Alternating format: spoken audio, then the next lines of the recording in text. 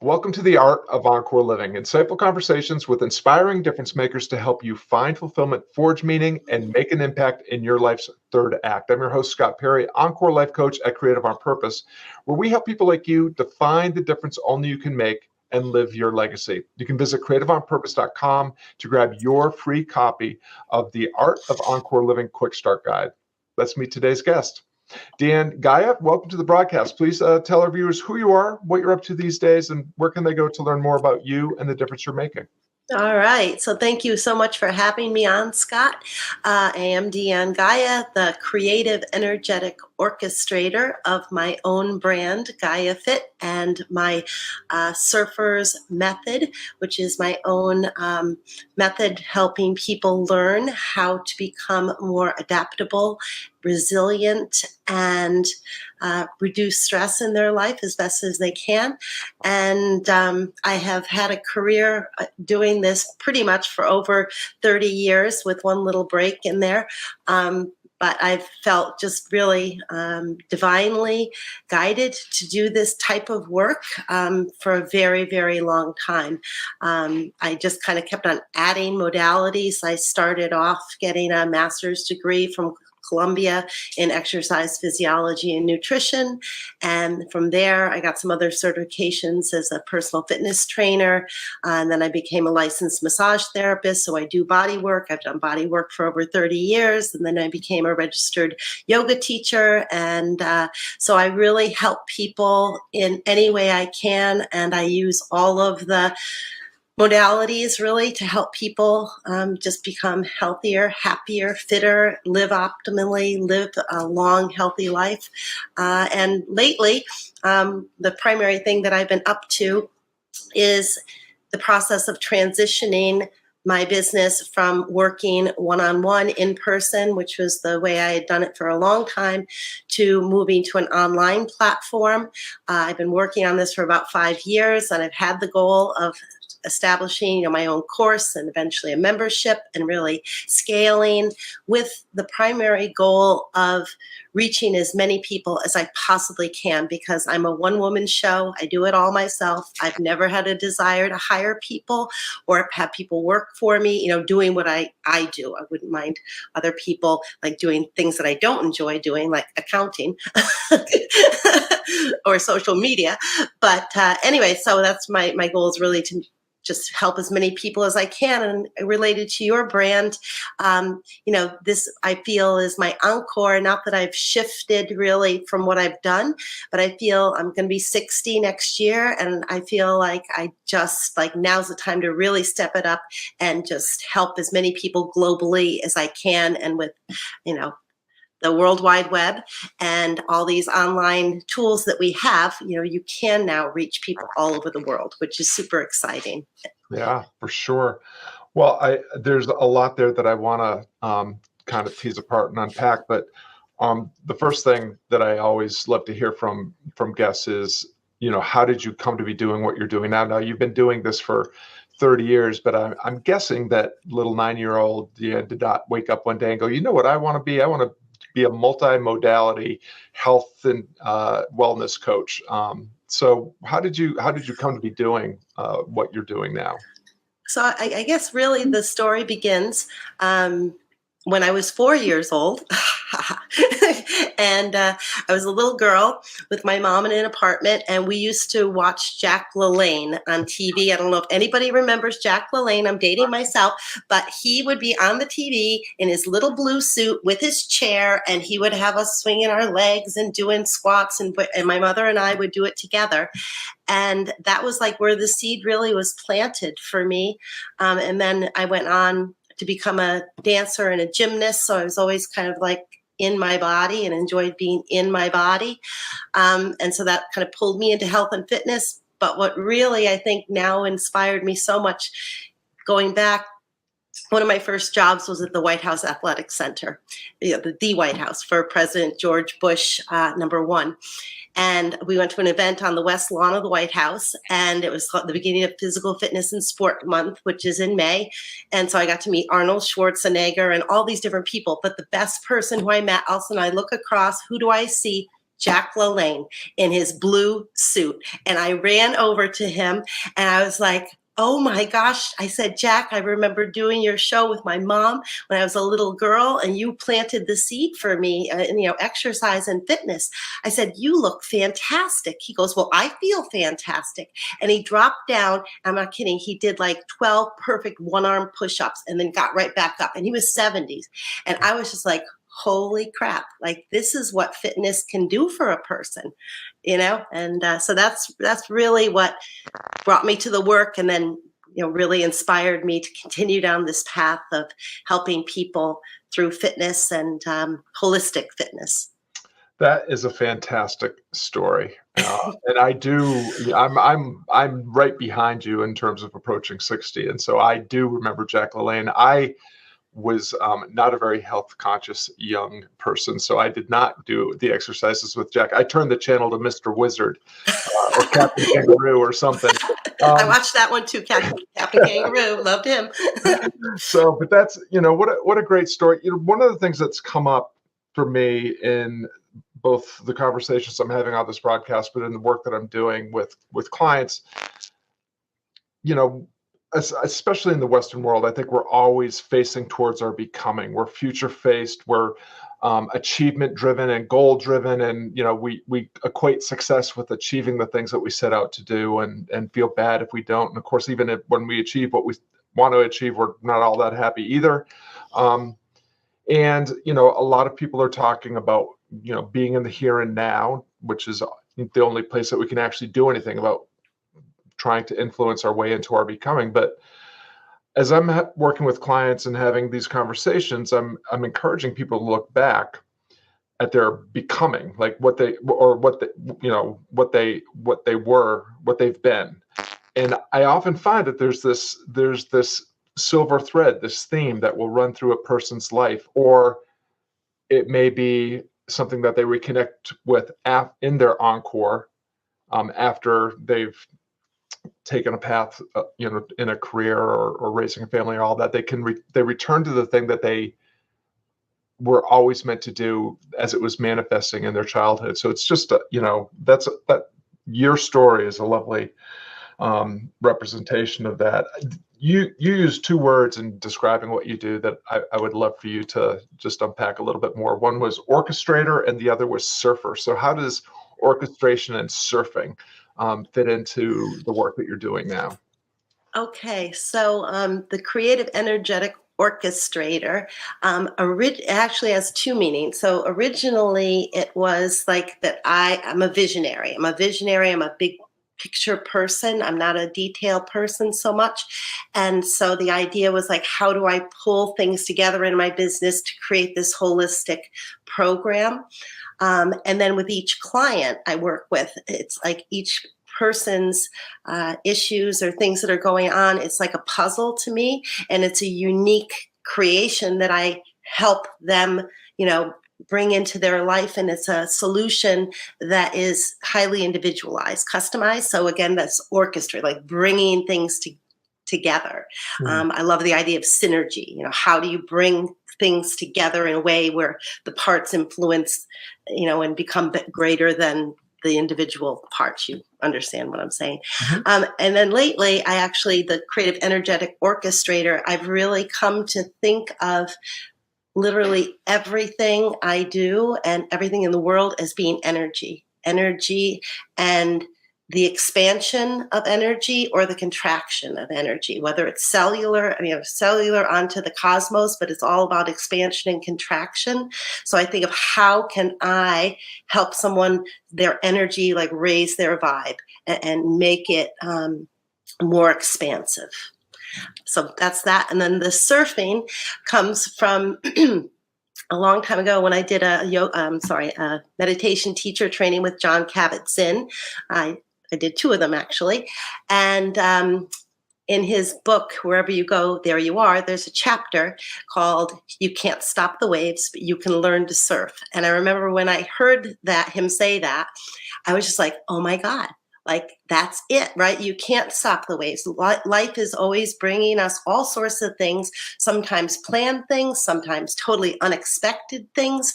Particularly now in our world, we live in this VUCA world, volatility, uncertainty, complexity, and ambiguity.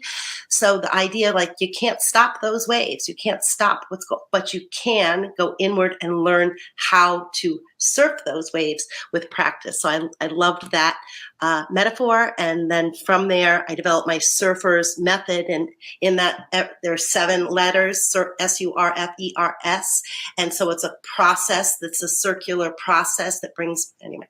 So that's where it all came from. and I don't know how to surf. So people are always asking me, so don't you give surf instruction? And I'm like, this is a metaphor. And I said, I actually do not know how to surf. It is on my bucket list to learn. But at this point, I could probably stand on a surfboard on Oahu, like a very long wave, but that would be about it. Well, that's really fascinating. A woman that I work with, Tamsin Horton, teaches us that we're power companies, and so I love this idea that you're sharing about. We are energetic beings. I think I think a lot about energy and vibrational energy in the work that I do as well. And as difference makers, as people that are helping others live from the inside out, I see what we do as to help others step into, stay in, and share their power. And I see that in what you were sharing about creative, energetic orchestrator. It's a mouthful, but it's a beautiful mouthful. And you and I met through the folks, Kylie and Richard at Conscious Marketer, and they frequently talk about surfing and marketing, which again doesn't seem like it has anything to do with marketing, but catching the wave. Are you catching a big massive wave with lots of surfers on it? Did you catch the wave too early? Are you too late? Are you in the middle?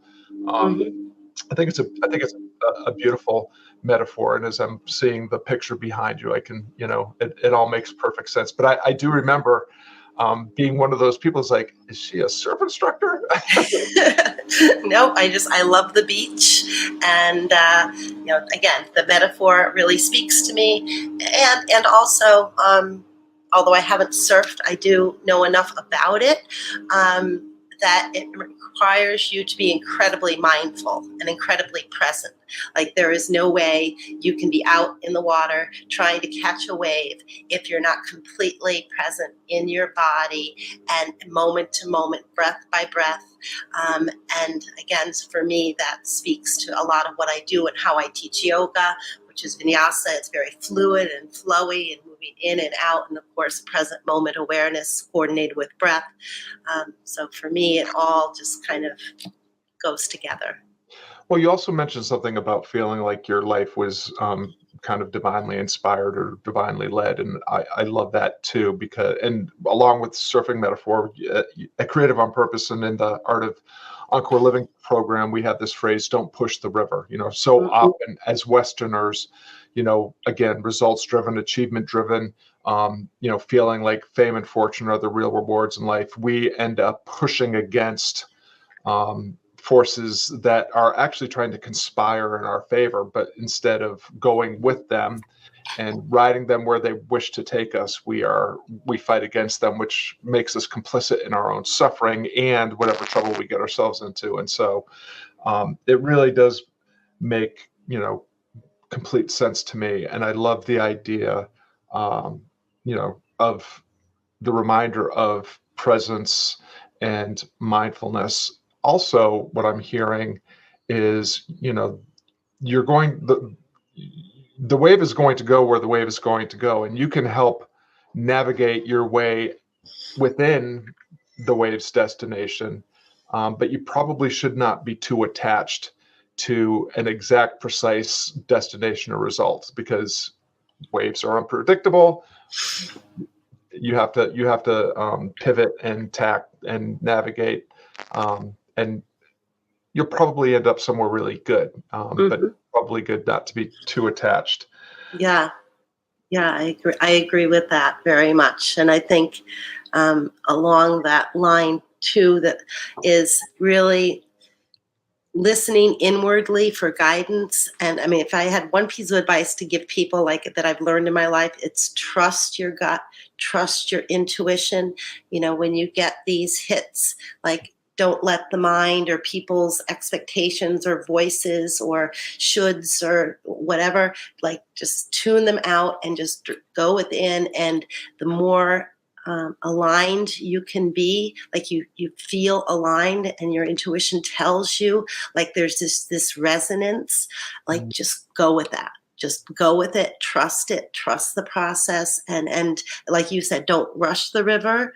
I think so many times we're very uncomfortable with not knowing. I think that's so difficult for so many people when you just don't know, or the answer isn't quite clear, and we have this impulse to, like, figure out the next thing, or fill the gap with something. We're like, we have a space, so we can't just let that space be. We have to fill it with something immediately. And I think that a lot of times that doesn't bring people ultimately joy or peace or happiness. Mm, yeah, well, that ties a little bit to what I think we were chatting about earlier, which is, I think what you're describing is really what we've been programmed for by institutionalized education and occupation. Like, here are the rules. If you follow the rules, we'll give you rewards like, money and distractions that will help dull the angst that you feel about, like, I'm winning, but I'm not happy. Mm-hmm. And that, that reminder that we really are, while we do like to know where we stand and what's expected, we at one point were creatures that embraced uncertainty and enjoyed the adventure of going to the edges of our understanding and ability. An infant doesn't become a toddler and then a walker by listening. They don't have an imposter in their head telling them that they're not good enough. They don't have peers telling them you're not doing it right. You do it poorly until you do it well. Right. And you find joy in all of it. The failures, the bumps, the bruises, the small successes, Right. And then suddenly you're just unconsciously walking around all the time and not giving it a second thought. And I think oftentimes this work that people like you and I are doing, and our life's third act, second half, second mountain, whatever you want to call it, is almost about let's return back to who we really are and our soul's purpose, and heed the divine inspiration or destiny's call, and reclaim that joy. Yeah. Yes, absolutely. I think, like, in my surfers program, one of the activities is fill and fun, and it's real, and it brings people back to their childhood. And I have people come up with what we call the joy list, and your joy list is just, so literally I have your joy list, and you fill it out yourself. Right. And you go back. It could be as simple as smelling a flower, petting your dog or cat, maybe having a nice cup of tea, knitting, painting, whatever it is. But I tell people, I'm like, go back to when you were a child. Like, what did you really just love to do? And for me, when I go back to me being a child, like, I love being barefoot. I love being outdoors. I loved running in the grass. I love doing artwork. I didn't watch a lot of TV. So I go back to that, and I can see, like you said, the silver thread. It's like, I feel very much like I'm just an adult version of that little girl that I was. And when I go back to the things that I liked and the things that I resonated with and the ways I like to be in the world, it was all the same. I don't know, really. No, I think that's beautiful. I think that's an exercise I've been taking clients through recently, is let's find a picture of the 4 or 5-year-old you and tell me what you see, and what were you doing back then? What were the things that sparked joy in your life? What are the things that you find yourself completely immersed in? And, even as they step into their, toward their adolescence and all those memories, so many things come up. that they've forgotten about. But again, you can see that is where they, where they were in terms of, creative beings, playfulness, the things that made them feel a sense of awe and wonder, and the things that made them feel connected and happy are the things that they're trying to reclaim later in life. It's a really powerful thing. We're coming toward the end of our half hour together, but I want to get into one thing that you said, because what I'm seeing is very different than what you said. You said that you're not, something about social media and not being a huge fan, and I see you on social media. I think that you do a really good job, and you also deliver a ton of value. And from the outside, it looks like you're actually having a little bit of fun while you're doing it. I do have some fun. Well, and thank you for the compliment. I'm always stepping out of my comfort zone very, very much. And, people find that funny, or not funny, but hard to believe. But, doing this online business and branding, I have been thoroughly convinced that you can reach a lot of people on these social media platforms.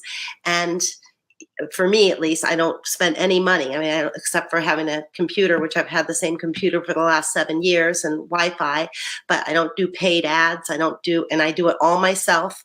The videos I don't edit. So you can probably have some people are like, oh, you got to edit, you got to do this, that, and I'm just like, that would be great if I had an assistant, a VA or whatever, but I just point, shoot, post, and I just I'm like, if it's not perfect, it's not perfect. And, I constantly go back to my why.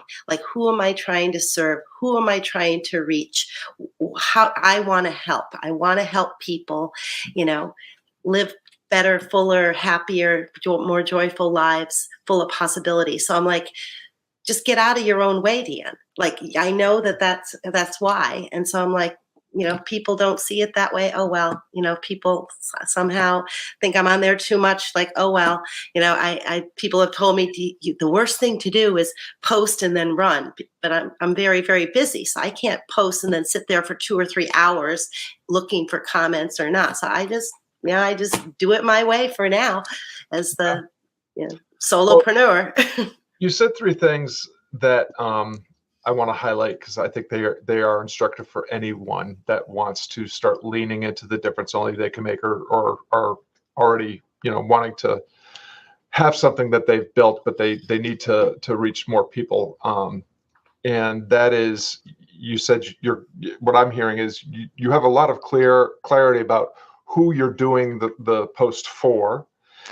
You clearly have a very clear sense and great confidence in what you're there to help them do. And you didn't say this specifically, but I see it in the post. You have a sense of looseness and playfulness that makes it, I think, probably 10 times more engaging than if you did produce, perfect videos that, delivered the instruction or the ideas that you wanted to share. And, for me, as someone else who has had, I posted to my community recently, I think actually just this past week. A lot of people have a love-hate relationship with social media, but for most of my time on social media, my relationship was hate. Mm-hmm. And, yeah, I saw that post. Yeah, and what happened is I came to a realization finally that it's just a tool, and how I use it is actually up to me. Mm-hmm. It's there's nothing inherently evil about Facebook, LinkedIn, or any of the other platforms.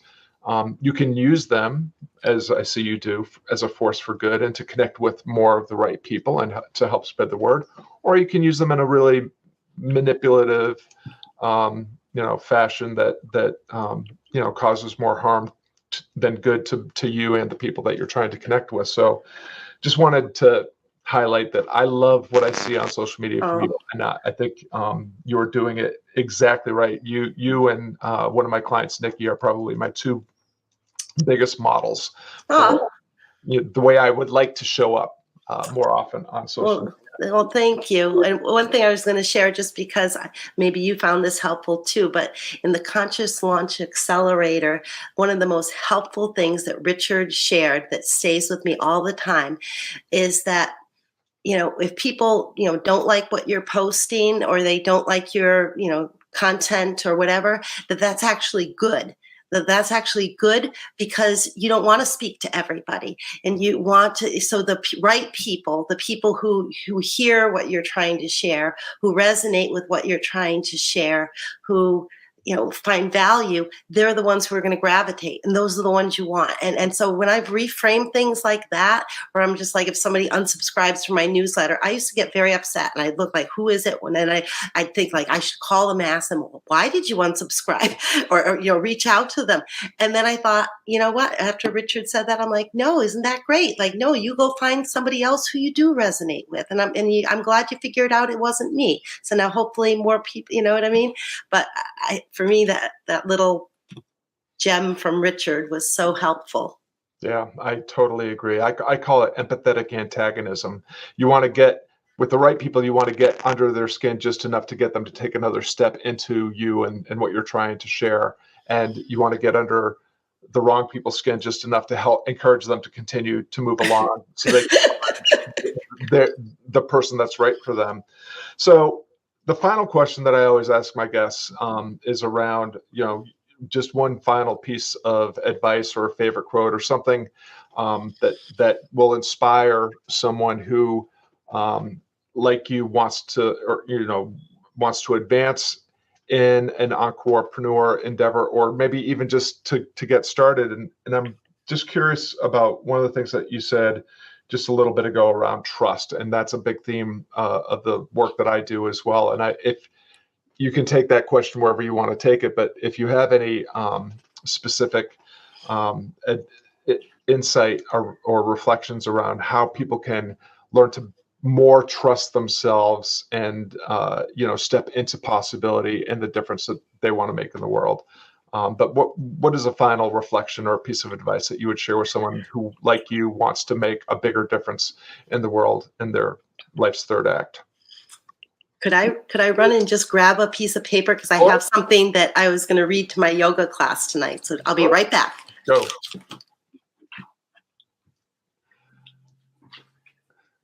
Don't be too long, or else I'll have to tell bad dad jokes.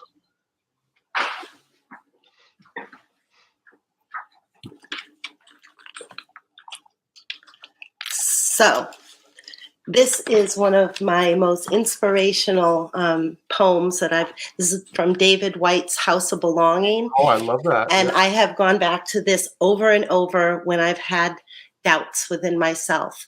And so it's called Sweet Darkness. When your eyes are tired, the world is tired also. When your vision is gone, no part of the world can find you. Time to go into the dark, where the night has eyes to recognize its own. There you can be sure you are not beyond love. The dark will be your womb tonight. The night will give you a horizon further than you can see. You must learn one thing. The world was made to be free in. Give up all the other worlds except the one to which you belong. Sometimes it takes darkness and the sweet confinement of your own aloneness to learn that anything or anyone that does not bring you alive is too small for you. That is beautiful. I almost wanted to guess which poem you were going to read, because one of my favorite David Whyte poems is Everything is Waiting for You. And I don't know if that comes from House of Belonging or not, but encouraging the listeners out there to check out David Whyte for some inspiration and insight into their work. Well, I want to thank everyone for tuning in. DeAnne and I really appreciate you lending us your valuable time and attention, and we hope today's broadcast motivates you to take a bolder step into possibility, living your legacy. You can learn more about DeAnne and the difference that she's making right down there at GAUYAFIT.com. And of course, it is always fantastic to see you at Creative on Purpose as well. If you're watching where there's a place to leave a comment, please share a question, lesson, or takeaway from this conversation. If you're listening to this podcast, please consider giving it a 5-star review. And now Take the insight and inspiration from this conversation and fly higher in the difference only you can make. DeAnne, thank you so much for sharing your time and wisdom with us here today. Thank you for having me, Scott. Pleasure.